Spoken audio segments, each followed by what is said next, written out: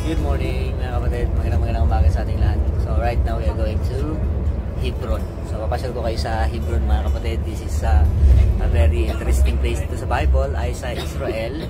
Kasi nga dito po makikita yung cave na kung saan nilibig yung mga patriarch. Okay, si Abraham, si Sarah yung kanyang asawa, si Isaac at si Rebecca, and then si Jacob sa si Leah. So, puntahan natin yung libingan nila.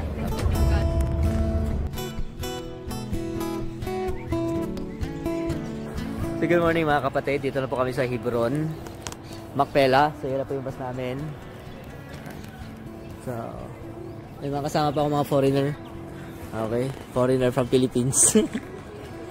So kita nyo may mga yung mga security. So ayan, time po namin ay 7:30. So pero lamig. So dito po kami sa Jewish side ng Macpela.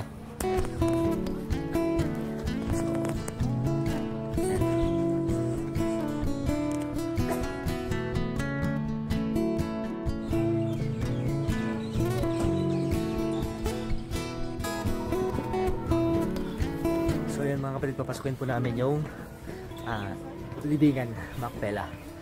Ito na po kami mga kapatid.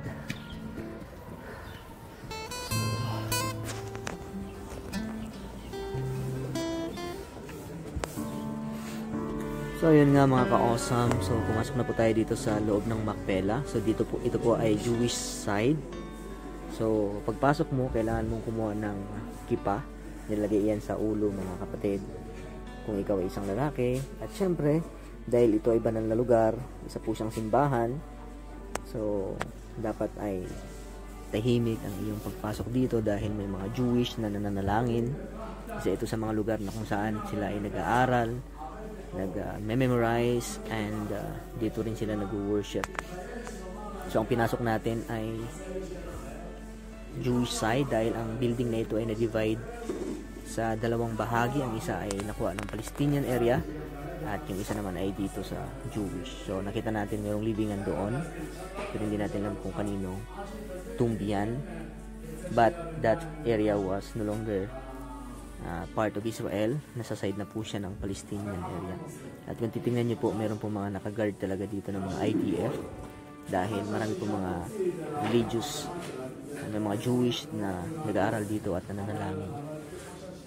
So pagpasok natin dito, ang unang tomb na ating masisilayan ay ang tomb ni Abraham.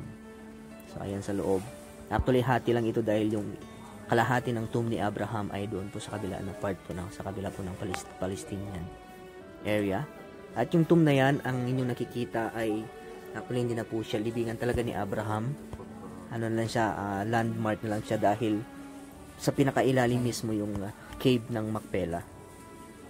So ganito po yung mukha ng Macpela. And then pasukin natin ang libingan ng kanyang asawa ni Abraham na si Sarah.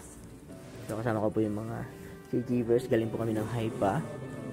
And ayan, ito po sa pintuan na ito makikita niyo po yung tomb ng asawa ni Abraham na si Sarah.